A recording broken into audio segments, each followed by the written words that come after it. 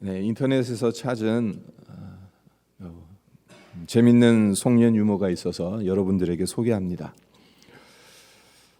귀하께서 주문하신 나이 한 살은 주문량이 폭주하여 배송이 며칠 정도 늦어지고 있음을 송구스럽게 생각하오니 이 점 너그럽게 양해해 주시길 바랍니다. 늦어도 2020년 1월 1일 0시 0분까지는 정확히 배송되도록 하겠습니다.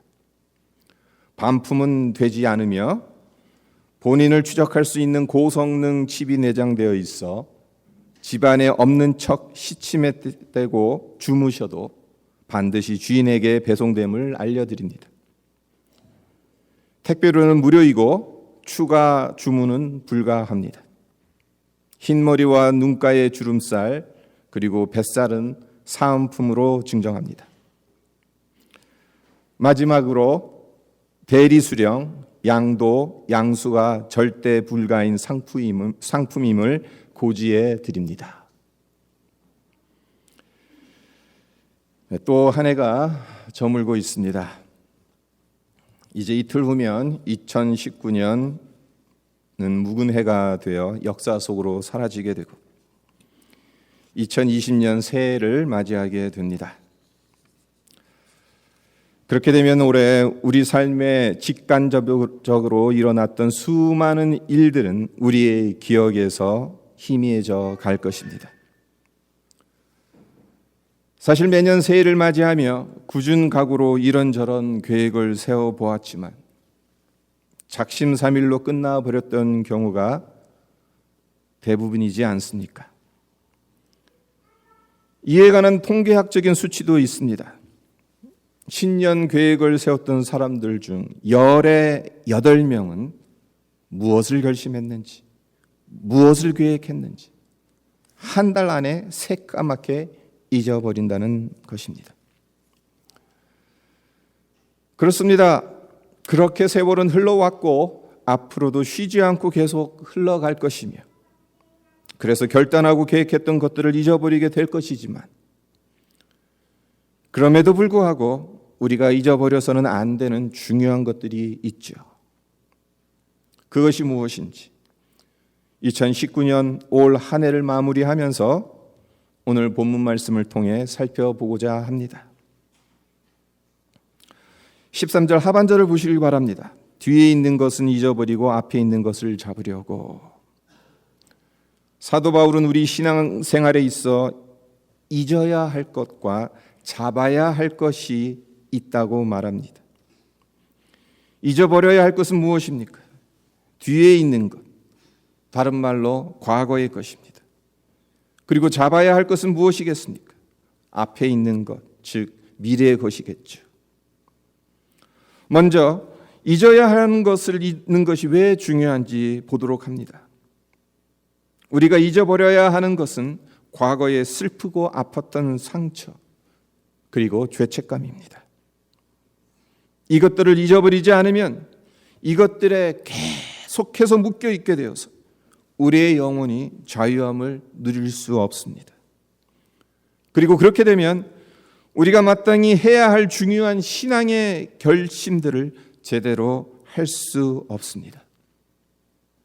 문제는 잊어버려야 할 일을 잊어버리지 못해서 고통당하고 괴로워하는 경우가 너무나 많다는 것입니다. 이사야 43장 18절을 보면 하나님께서 이런 말씀을 하세요. 너희는 이전 일을 기억하지 말고 옛적 일을 생각하지 말라. 하나님께서 왜 이런 말씀을 하시는 것이겠습니까? 이스라엘 백성들에겐 하나님의 택한 선민이라는 대단한 자부심이 있었습니다. 그 자부심은 오늘날도 변함이 없습니다. 멀리 갈 것까지 없이 토론토에 거주하는 유대인들을 보세요. 선민이라는 자부심이 얼마나 큰지 모릅니다.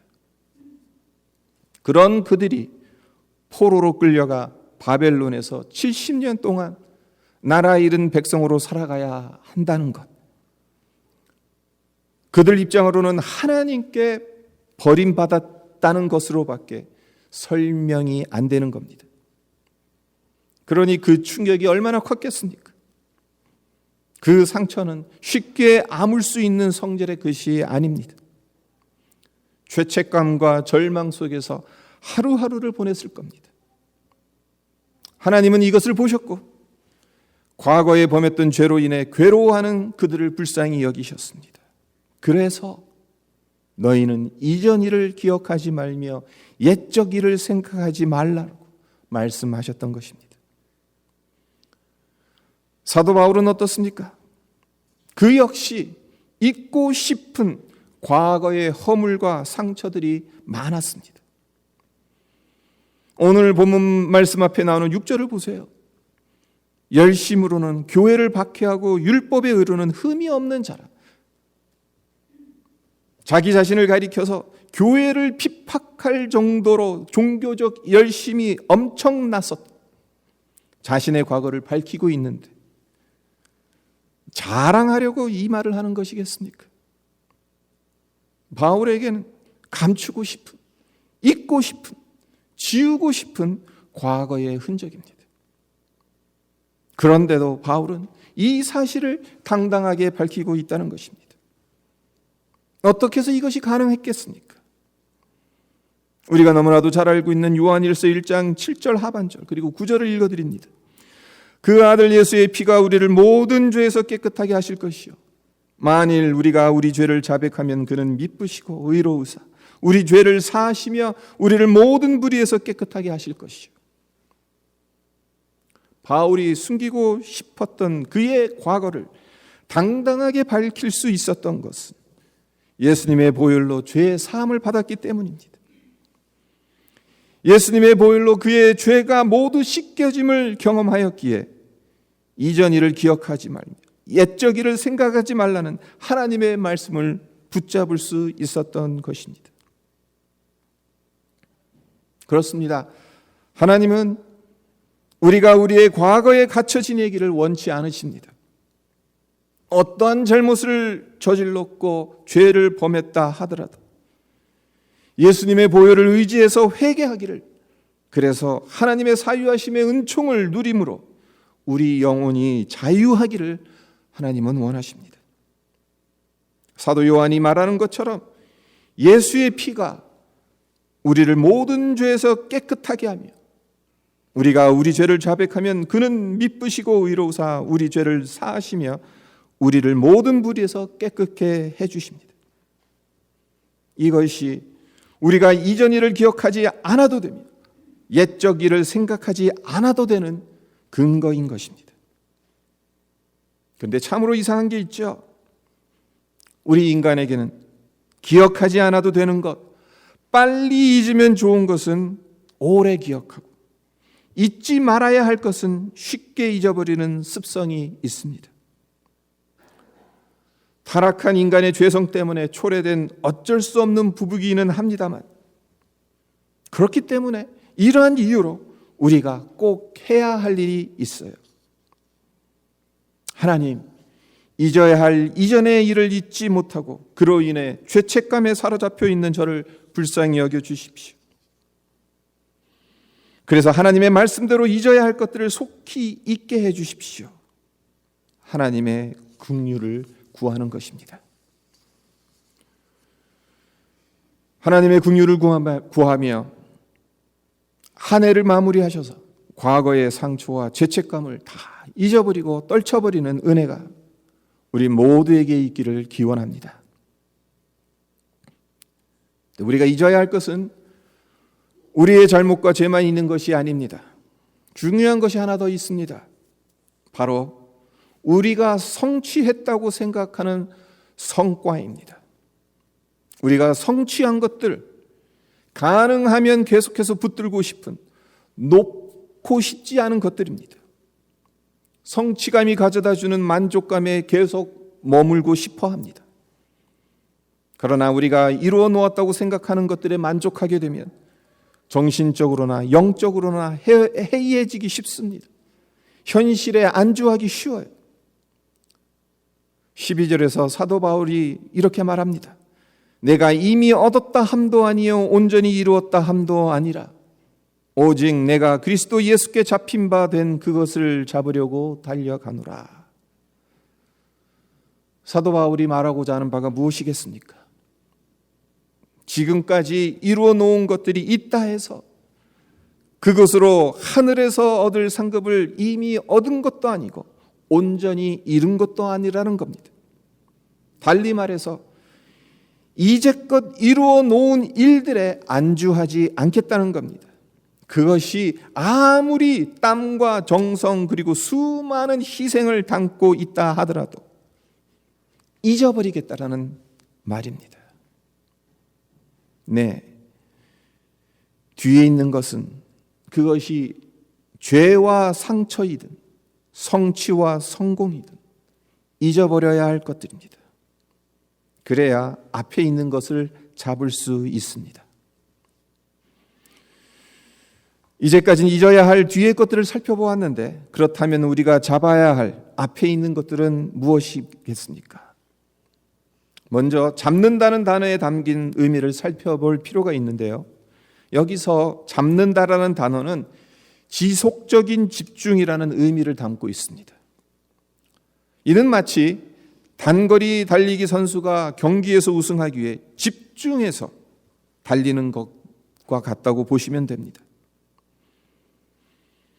달리기 선수가 중간중간에 관중들을 쳐다보고 다른 선수들이 어디에 있는지를 살피기 위해 옆과 뒤를 돌아본다면 어떻게 되겠습니까?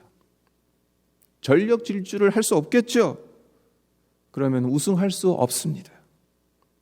달리기 선수는 달리기에 집중해서 결승점을 향해 달려가야 합니다. 이것이 잡는다라는 단어가 지닌 의미입니다. 우리가 달려가야 하는 길은 한가하게 소풍 가는 길이 아닙니다. 세상에 이것저것에 한눈 팔면서 한 발은 세상에 걸치고 다른 한 발은 교회에 걸치는 식으로 가서는 안 되는 길입니다. 또한 우리가 가야 하는 길은 표대를 향해 집중해서 달려가야 하는 길이기도 합니다. 14절을 보세요. 표대를 향하여 그리스도 예수 안에서 하나님이 위에서 부르신 부름의 상을 위하여 달려가노라. 우리가 잡아야 할 앞에 있는 것은 표대입니다. 예수 안에서 하나님이 위에서 부르신 부름의 상이라는 목표를 향해 달려가야 합니다. 그렇다면 사도 바울이 그토록 찾고자 했던, 그토록 지속적으로 집중하고자 했던 부름의 상, 그 표대는 구체적으로 무엇이었겠습니까? 10절과 11절에 그 답이 나옵니다. 사도 바울이 이렇게 말하죠. 내가 그리스도와 그 부활의 권능과 그 고난의 참여함을 알고자 하여 그의 죽으심을 본받아 어떻게 해서든지 죽은 자 가운데서 부활에 이르려 하노니. 사도 바울이 집중해서 잡으려 했던 부름의 상은 다른 것이 아니었습니다. 예수님의 죽으심을 본받아 어떻게 해서든지 죽은 자 가운데서 부활에 이르려 하는 것이었습니다. 여기서 중요한 것이 무엇이겠습니까? 부활에 이르기 위해선 예수님의 죽으심을 본받아야 한다는 거죠. 우리가 달려가야 하는 그 길, 나의 십자가를 지고 걸어가야 하는 좁은 길입니다. 넓은 길이 아닙니다. 사도 바울의 표대는 넓은 길이 아니었습니다. 좁은 길이었습니다. 땅에 속한 나라가 아니었습니다. 하늘에 속한 나라였습니다. 썩어져 한 줌의 흙이 될 육신의 것이 아니었습니다. 영원한 부활과 영생의 소망이었습니다. 이것이 그가 날마다 찾고자 했고 추구했던 표대였고 부름의 상이었습니다. 우리의 목표가 하늘나라이고 예수님과 함께하는 영생이라면 이 땅에서 잠시 겪게 되는 고난과 어려움들이 지금 당장은 우리의 가는 길을 방해하는 거친 돌처럼 보여도 우리 신앙의 진보를 위한, 그래서 주님과 더 가까워지고 주님을 더 닮아가게끔 만드는 디딤돌이라는 것을 우리는 믿어야 합니다. 사도 바울이 빌립보서를 집필한 장소가 어디입니까? 자유와 미래가 박탈당한 감옥 아니었습니다. 감옥에 있으니 복음을 전하는 것이 쉽지 않았을 겁니다. 그래서 복음 전파를 가로막는 거침돌이라고 생각해도 전혀 이상할 것이 없습니다. 그러나 바울은 감옥에 갇힌 것을 거침돌로 여기지 않았습니다. 오히려 디딤돌로 여겼습니다. 우리 역시 살다 보면 실망하고 좌절할 때가 얼마나 많은지 모릅니다. 감옥에 갇혀 있는 것처럼 느껴질 때가 많습니다. 하지만 그러한 시간들을 통해 하나님은 우리를 겸손하게 만드시고 주님을 바라보게 만드신다는 것을 기억하시기를 바랍니다. 로마서 8장 28절에서 사도 바울이 선포한 것처럼 하나님을 사랑하는 자, 곧 그의 뜻대로 부르심을 입은 자들에게는 모든 것이 합력하여 선을 이루어가게 하신다는 것을 믿으시기를 바랍니다. 세상은 성공의 사닥다리를 타고 올라가는 것으로, 많은 돈을 버는 것으로, 영향력 있는 사람들을 많이 아는 것으로, 일에 대한 많은 보상을 받는 것으로 행복을 찾습니다. 그러나 성경이 가르치는 것은 그렇지 않습니다. 하나님께서 우리를 사랑하시기 때문에 우리가 행복할 수 있고 만족할 수 있다고 가르칩니다. 하나님께서 우리를 위해 독생자 예수를 내어주실 만큼 우리를 귀한 존재로 여기시기 때문에 우리가 의미 있는, 가치 있는 삶을 살 수 있는 것이라고 성경은 가르칩니다. 네, 우리의 우리됨은 세상의 가치 체계로 결정되지 않습니다. 하나님께서 바라보시는 눈으로 하늘나라라는 표대를 향해 지속적으로 집중해서 달려가는 믿음의 발걸음으로 결정됩니다. 우리 모두 하늘의 표대를 향해 달려가시기를 바랍니다. 세상에 썩어질 것의 마음을 빼앗기지 않고 그리스도와 함께 부활할 것을 바라보는 그 부르심의 상을 향해 우리의 눈과 마음을 고정하시기를 바랍니다. 연말이 되면 세상 사람들은 송년회를 가지죠.